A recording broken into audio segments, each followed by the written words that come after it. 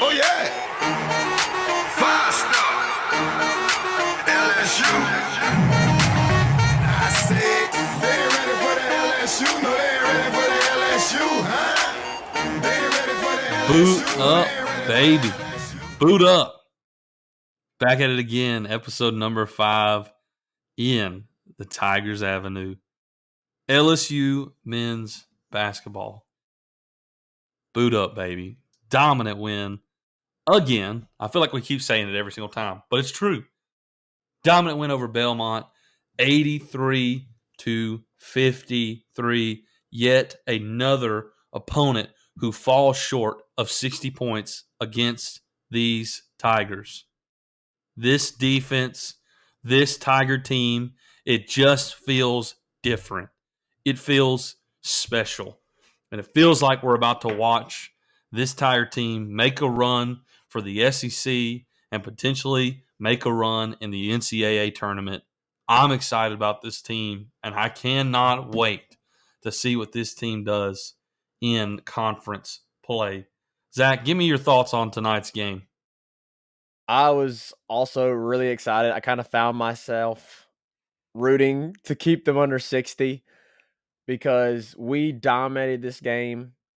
After they had the 7-0 run at the beginning of the game, it was all LSU, and we never turned back. And we got to a point in the game where 5 minutes left, we're putting in all the subs. I was getting a little worried that they might be able to hit that 60-point mark with all the subs in there for 5 minutes, but they didn't. And so I was super excited for that. It's funny when your team is so good that you are cheering for stats, historical stats. And speaking of that historical stat, this is the longest stretch of holding opponents under 60 points since the 46-47 basketball team. And we want to credit that stat to Todd Politz. If you don't know who Todd Politz is, go and follow him on Twitter. He has all of the crazy, awesome LSU stats that you would never, ever think of. I mean, who would ever have known that this team has the longest streak of holding opponents under 60 points compared to the 46-47 team? That 46-47 LSU basketball team held its first 21 opponents to under 60 points. So I would love to see it happen again with our LSU Tigers. But aside from just that stat alone, different players were scoring. We saw Xavier Pinson pop off in the first half. We saw Brandon Murray get going. We saw Tari Eason go off. We saw Efton Reed have his moments. And I know we've talked about Darius Days continually, and rightfully so, because he has been outstanding. Darius Days only had 9 points this game. And credit to the young guys and the transfers for coming in and stepping up when the leader doesn't put up the points that he's been putting up. And we did not miss a beat. That was a huge, huge statement win and shows the nation and college basketball that this team doesn't have to rely on one or two players. They can score all over the court. And so that's really exciting. I am ready for this team to be ranked because they deserve to be ranked. Absolutely, I agree. And we'll get to that. I want to have that discussion here in a little bit. But a little bit like you said, man, Darius Days had an off night, right? And the versatility continues to show through this team. You know, Darius Days showed his versatility, like we talked about in the last few games, that he doesn't have to hit the deep shot. He can win from within inside. In this game, you take Darius Days out of the game, and the rest of the team plays well. Efton Reed, 12 points, 9 rebounds. Brandon Murray, 15 points, 3-for-3, 100% from behind the arc. Terry Eason, who I believe at this point is easily SEC Newcomer of the Year, no questions asked. I mean, Dude has 3 double-doubles on the year, and tonight puts up 17-7, right? Or 15-7. Yeah, give me a fact check on that. He had 15. He had 15. Terry Eason, 15-7. I mean, the team is just playing exceptionally well. This team just feels different. And I feel like we've talked about this a little bit, but the team just seems to have more weapons, more depth, more defense, more everything than the teams of the past. And you know what? The teams of the past have been, fun to watch because LSU basketball for so long was so irrelevant. And we're like, man, this is fun to watch. But this team, it seems to be even better than those teams because of the depth, because of the defense, because of the versatility. And I think it's going to play into some major success for this team this year. It's going to be exciting to watch this team get into conference play. And I want to talk about maybe right here before conference play a little bit. What do you think the possibilities are of being undefeated before conference play? Because I've been looking at the schedule, and I don't think anyone really poses a threat to LSU or is even favored to beat LSU before we go and play Auburn to open conference play. LSU does have the Emerald Classic tournament this weekend. You're going to play Penn State, and you're either going to play Oregon State or Wake Forest, depending on whether you win or lose, and depending on whenever Oregon State or Wake Forest win or lose. But, I mean, man, I really see this team potentially being undefeated coming into conference play. Right now, we're 5-0, and if you look at the schedule, we got Penn State coming up, and then after that tournament, you have Ohio, Georgia Tech, Northwestern State, Louisiana Tech, Lipscomb, and then you start Auburn. I don't see a team where we lose. I really don't.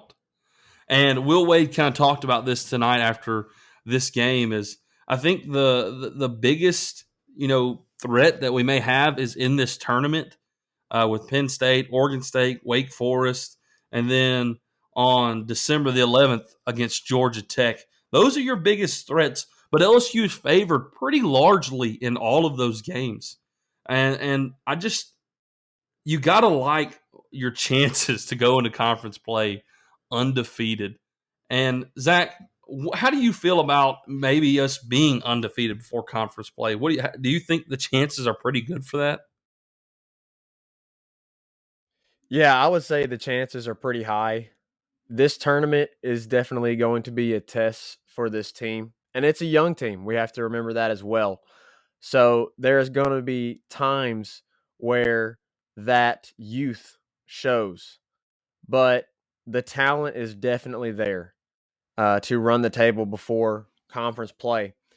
And I got to believe it's very possible. I think, as you said, the biggest test is going to be Georgia Tech. That game is going to be on the road. It's going to be a national televised game. So I think that's definitely probably the game you circle, you highlight, whatever, and you have to kind of get past. But I think you also don't want to forget about Ohio. Ohio's looked pretty good this year. They're sitting at 4-1 in the season. And then, of course, the tournament. But if I were to be betting on this, I would say that they probably go undefeated.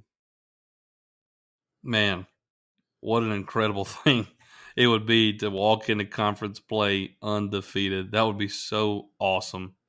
Just to talk to a little bit about this defense. Belmont is a high-scoring offense. Let me give you their scores for their first 4 games. 80, 81, 95, and 97. And LSU held that same team to 53 points. And you got to take into credit that the last 5 minutes of this game was nothing but LSU subs in the game. And Will Wade, in his post-game conference, was quite actually irritated at some of the play from the subs and said they shouldn't have even got to 50.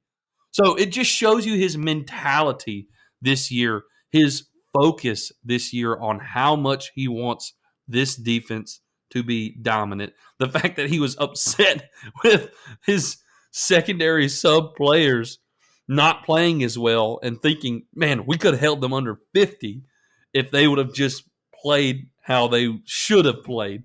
And man, what a dominant performance by the Tigers tonight. Another game that just impresses you and helps the resume exponentially. Yeah, it was a 30-point win, but really it was a 40-point win.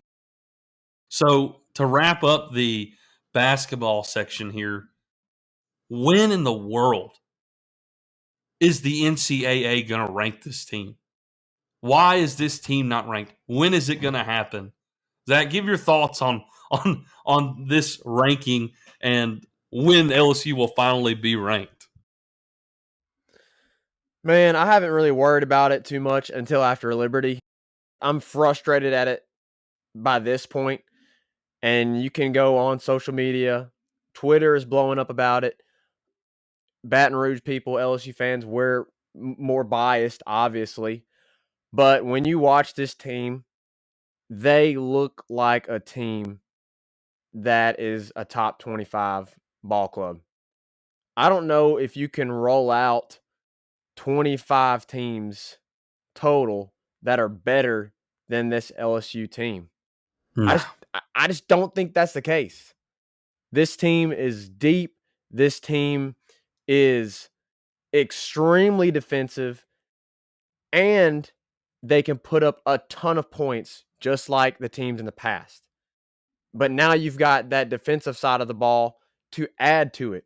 And you see where LSU has been in the past with their high-scoring teams without the defensive effort. You add that into this year, and it's just like, it's confusing. I know there is a lot of controversy, a lot of conspiracy that the NCAA has this vendetta against Will Wade. And I think probably a lot of that is true. I'm not sure I want to buy into all of that, but you got to believe that this team is going to be ranked before they hit conference play. And if they aren't, then I'm going to be screaming at the top of my lungs right with those conspiracy theorists. If we win this game the way we do and then go and win this tournament this weekend and we're not ranked, yeah, something's a little fishy going on with the polls. I don't think it'll be long before this team is ranked, especially if they close out this week, making this team 7-0 on the year. Then I would bet your bucks that LSU would be ranked by the end of this season. Zach, you got something? I think something that's really important, though, we've been talking about, is this team going to be able to get into conference play without, a scratch on their record? This weekend is going to be the first game for this team that they play on the road. They have played, correct me if I'm wrong, but I'm pretty sure every game we've played in the last 5 wins, they have all been at home. So that'll also be interesting. Yes, they were all at home. So we're going to see how they play outside of the PMAC this weekend. Not necessarily an away game, but a neutral site in Destin, Florida. But we're going to see how the Tigers respond to having to leave Baton Rouge. And boy, if they finish this weekend out strong, I got to believe they're top 25 come next week. All right, let's move to the football field here and recap just a little bit on the ULM game. Well, Zach, you and me were both right when it came to our predictions for this game. LSU, a 29-point favorite. They, in fact, did not cover. Really wasn't even that close to covering with a 27-14 sloppy, slow, lethargic feeling win over the ULM Warhawks. Zach, give me maybe some highlights of the game. What can you take away from it? What are some positives? What are some negatives? What can you take away going into the final game of the season against the Aggies? I'll let you hit on Neighbors later because we know Malik Neighbors had a huge game. He showed you something that we haven't seen before in these previous games, but he really had some pop. I think a big positive was also Max Johnson. He had a pretty good game. He threw for over 300 yards. He had 2 touchdowns. He had the one to Malik Neighbors. He had the really athletic play on the touchdown to Brian Thomas. Of course, that's another guy that you got to take a positive away from this season. I got to give credit to Max for having a pretty good game. Now, understandably, it is UL Monroe, but Max made some plays. He looked a little better than he has in the past few games, and that's honorable for him to do, especially coming off of last week and getting benched in the first quarter. The other positive is you continue to see the defense shine. The defense looked great. I know they scored 14, but really 7 of those points comes from the stupid decision to go for that 4th down conversion on the punt. I don't know. The Bama 4th down conversion on the punt, that play was well designed. This play, I don't know. I don't know what you're doing. You've got your punter throwing the ball 20 yards to a wide receiver that's hardly played all season, and he slips and falls, and they get an interception, and it's easy for them to score from there. So I hate the call, but all that to say, the defense continued to play really well. Also got to mention, this week we learned that Damone Clark is a finalist for the Butkus Award. He continued to play really well. The DBs played fantastic. So all credit to the defense. This defense is going to keep us in the game next week. But the offense continues to struggle. It was very, very frustrating still. I believe they had 4 possessions in the red zone, maybe 5, and they came away with 10 points. Yeah, 100%. Kind of the same story, different week, right? It's pretty much what you can say about this game. Offensive struggles, defense plays well enough to easily give the offense an opportunity to win this game. The 4th down punt was just, like you said, an inexcusable call. Why do you not save that play, maybe for the A&M game, right? You're playing ULM, and at the point in the game, you had a 17-0 lead. Why in the world are you going for a fake punt against them? It's coaching decisions, and it's the problem that LSU has had this entire season is coaching. I lay none of this at the feet of the players. This is on coaching. Speaking about the defense a little bit and the play of the DBs, man, oh man, did it take a hit today. It's a good thing that the DBs have been playing well because it looks like you're not going to have Elias Ricks back next year. He has entered his name into the transfer portal. It seems as if with the coaching change that Elias wants a change of scenery. So with the White McLaughlin playing well, I'm not really sure who exactly would be the other side. If you get Cordell Flott back and Dwight McLaughlin on both sides, play Sage Ryan at the nickel, I'm not sure, but the news has broke that Elias Ricks will be transferring. I do agree with you. I think that Damone Clark deserves the Butkus Award.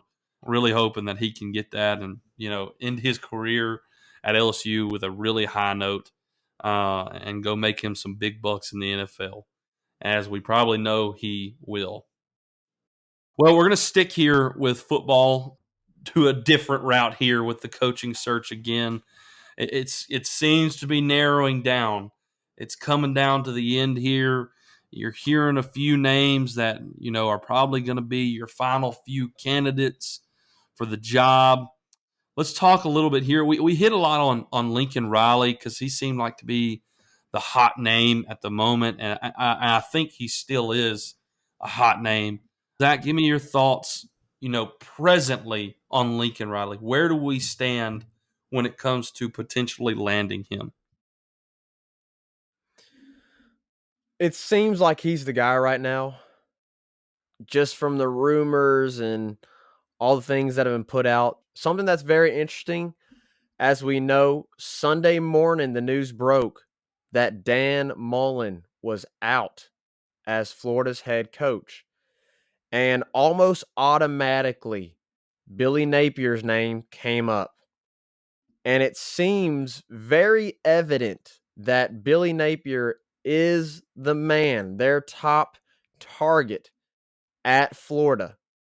And so now it seems like it's between LSU and Florida, and Napier has this decision.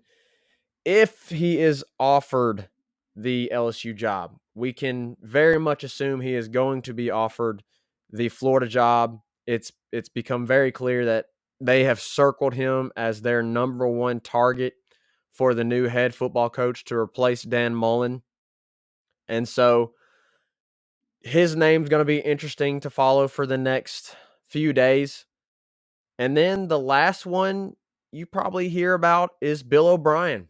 And there hasn't really been a lot of positivity towards his name. And I'm with that crowd.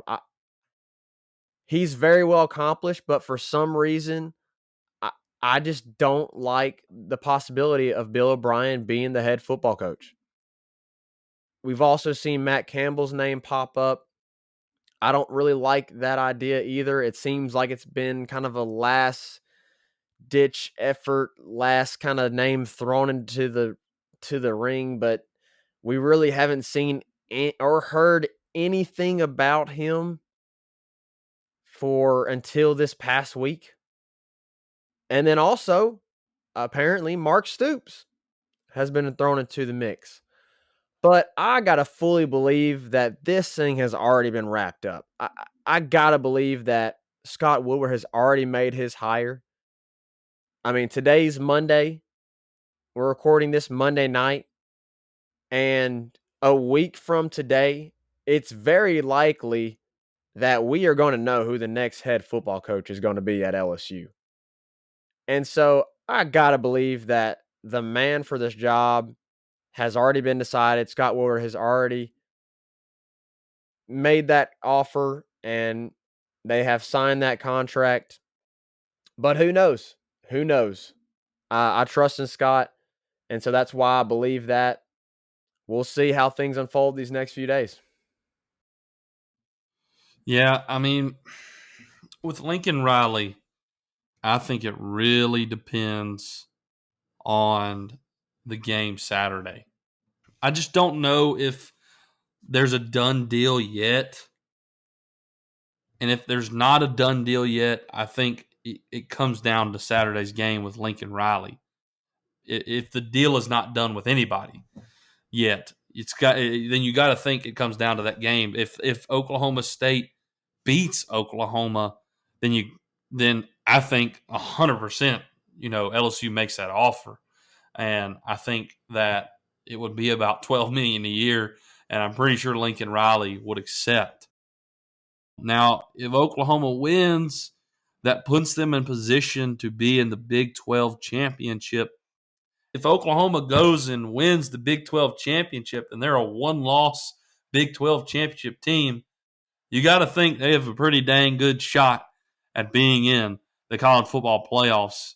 And at that point in time, like as a coach, you're not going to leave that team. Like you're going to stay there. You're literally, put in position to fight for a national championship. So you're not going to leave the program at that position. So I think Saturday is going to tell a lot about that. When it comes to Billy Napier, I think you're absolutely right. I think Florida is going to be all over that. And if it isn't Riley, I think you got to get Napier, and you got to get him before Florida gets him, right? Now, I feel like LSU has an advantage, number one, because he's already in Louisiana. Number two, Billy Napier has been obviously pushing for the job. He's been on several Louisiana radio shows and has been point blank asked about the job and has never made a denial by any means. He's had a Group 5 team. So I think LSU has that advantage in the fact that he's already in Louisiana. Number two, I think LSU is a lot further along in this process than Florida is. I mean, we made the announcement after the Florida game that Coach O wouldn't be the coach. So LSU's been doing this for over a month, several weeks through this process now. And Florida is just, 2 days removed, a day removed from relieving Dan Mullen of his duties at Florida. So I think that also bodes well in LSU's favor. The third reason is I don't think Florida has the money to offer what LSU is going to offer a guy if they want him to be the man. If Lincoln Riley is out and LSU gets in a bidding war with Florida, LSU is going to win that job, that bidding war. And I mean, LSU was floating $100 million for 8 years. That's $12.5 million a year. I don't think Florida stands a chance in a bidding war against LSU right now. I don't think Mark Stoops is really being considered for it at all. I don't think that's not the type of guy Woodward would go after. Bill O'Brien is kind of interesting. People don't like him because of what has happened at the Houston Texans. It was a bad look. But you got to give him credit for what he did at Penn State. He came in. He is the coach who came into Penn State after everything had blown up with Jerry Sandusky and all of that mess. And the Penn State players were welcomed to completely transfer out. They had full eligibility, immediate eligibility, wherever they decided to go. So he comes into that situation, and the whole darn team leaves, and he still puts together a winning team 2 years in a row, which eventually then lands him the job for the Houston Texans. While he was at Penn State, he won National Coach of the Year. And then while he was at the Houston Texans, he did win his division 4 times. So, blind resume, when you're looking at what he's accomplished as a coach without all the negativity, his resume is not bad. He's been with Bill Belichick. He's been with Tom Brady. He did what he did at Penn State after that, and now he's been with Nick Saban. I'm not saying I like the hire, but you can't just discredit everything because of the negativity that has built around him because of the Houston Texans. And I think the resume sounds better than what people want to give credit for. Now, I don't want Bill O'Brien. I think if we hire Bill O'Brien, it's a swing and a miss.